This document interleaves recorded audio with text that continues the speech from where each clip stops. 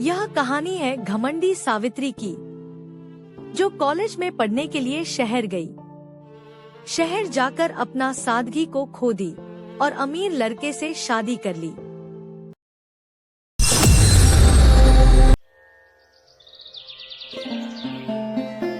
गांव रामपुर अपने हरे भरे खेतों, शांत गलियों और प्रेमपूर्ण लोगों के लिए जाना जाता था। वहीं एक घर था पंडित रामकिशोर का। वे ईमानदार, विद्वान और सज्जन व्यक्ति थे। उनकी 2 संतानें थीं, बड़ी बेटी सावित्री और छोटा बेटा मोहन।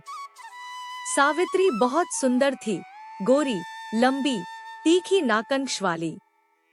हर कोई उसकी तारीफ करता, वाह क्या बेटी है। लेकिन यही तारीफें धीरे धीरे उसके मन में अहंकार के बीज बनकर उगने लगी।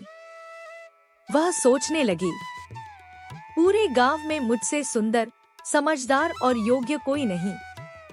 धीरे धीरे उसने अपने ही भाई को नीचा दिखाना शुरू कर दिया। मोहन, तुमसे कुछ नहीं होगा।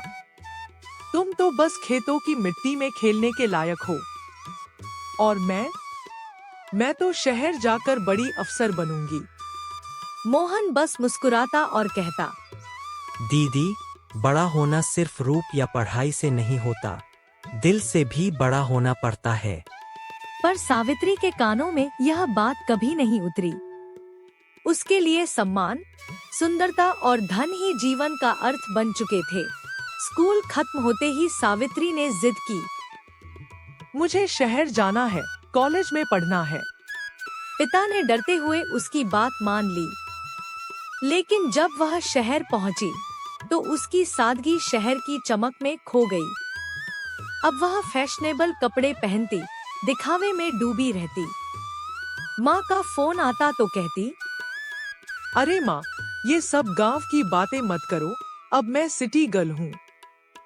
रूममेट राधा ने एक दिन कहा, सावित्री, थोड़ा सादगी रखो ना, इतना दिखावा क्यों? सावित्री हंस पड़ी। राधा, इस दुनिया में वही सम्मान पाता है जो सबसे आगे दिखता है। राधा चुप रही, लेकिन मन ही मन जानती थी, यह घमंड एक दिन सावित्री को बहुत महंगा पड़ेगा। कॉलेज के 3रे साल में उसकी मुलाकात हुई अरविंद से। पढ़ाई में तेज, सच्चा और संस्कारी युवक।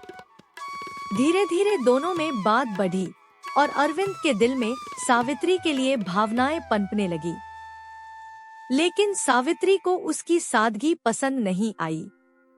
वह बोली, अरविंद, तुम अच्छे हो, लेकिन मैं किसी साधारण नौकरी वाले से शादी नहीं कर सकती। अरविंद ने शांत स्वर में कहा, सावित्री, प्यार का मतलब पैसा नहीं, सच्चाई होती है। पर सावित्री के कान बंद थे। वह चली गई और पीछे रह गया एक टूटा हुआ दिल। अरविंद की आंखों में आंसू थे, पर उसने बस इतना कहा, एक दिन तुम समझोगी सावित्री कि घमंड का अंत हमेशा विनम्रता में होता है। कॉलेज खत्म हुआ और सावित्री को एक बड़ी कंपनी में नौकरी मिल गई। अब उसके पास पैसा था, नाम था और दिखावे की हर चीज। माँ की तबीयत बिगड़ी, पिता ने बुलाया, बेटी, एक बार आ जाओ। पर उसने कहा, अभी टाइम नहीं है पापा, ऑफिस बहुत बिजी है। उसी दौरान उसकी मुलाकात हुई विक्रम मल्होत्रा से। एक अमीर, स्टाइलिश और बेहद चालाक व्यक्ति। विक्रम ने तोहफे दिए, बातें बनाई और जल्द ही शादी का प्रस्ताव रख दिया। सावित्री ने माता पिता से बिना पूछे ही हाँ कर दी। शादी बहुत धूमधाम से हुई, लेकिन कुछ महीनों में ही उसके सपने चकनाचूर हो गए। विक्रम शराबी था, गुस्सैल था और लालची भी।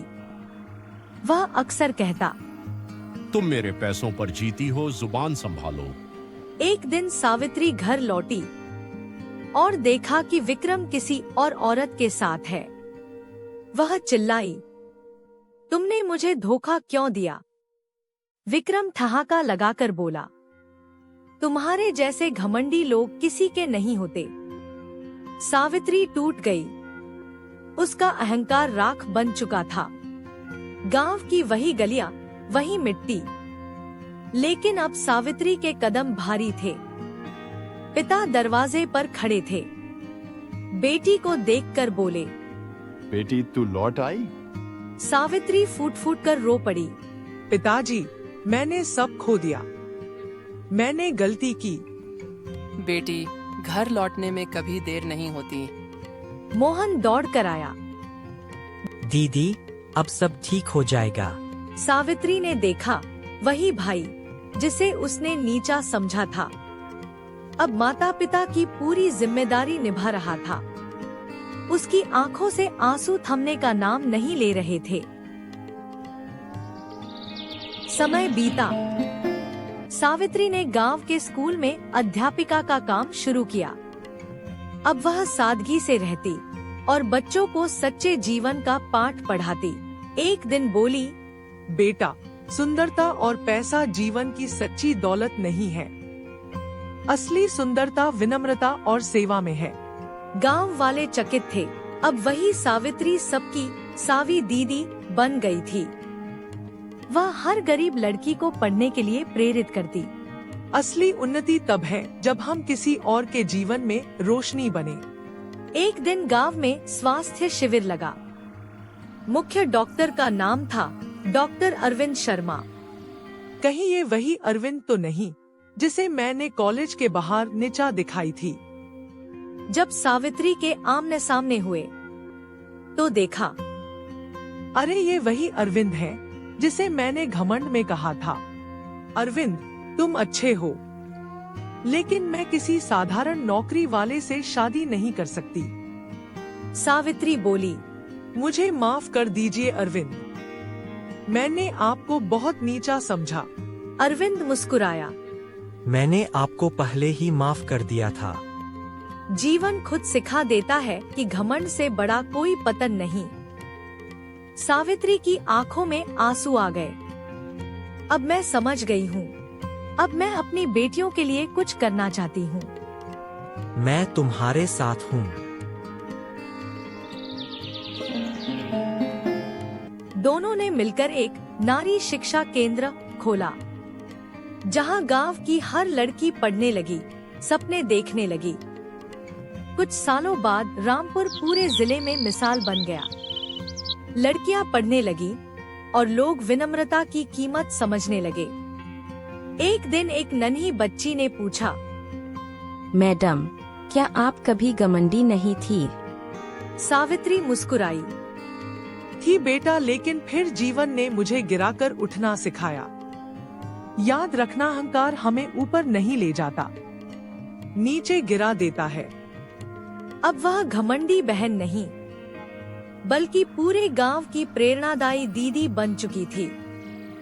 उसके चेहरे की चमक अब मेकअप से नहीं, बल्कि आत्मिक शांति से थी। शिक्षा। घमंड एक ऐसा विष है जो धीरे धीरे इंसान की अच्छाई को नष्ट कर देता है। सच्ची सुंदरता विनम्रता, करुणा और सेवा में है। जब इंसान अपने अहंकार को त्याग देता है, तभी वह सच में महान बनता है।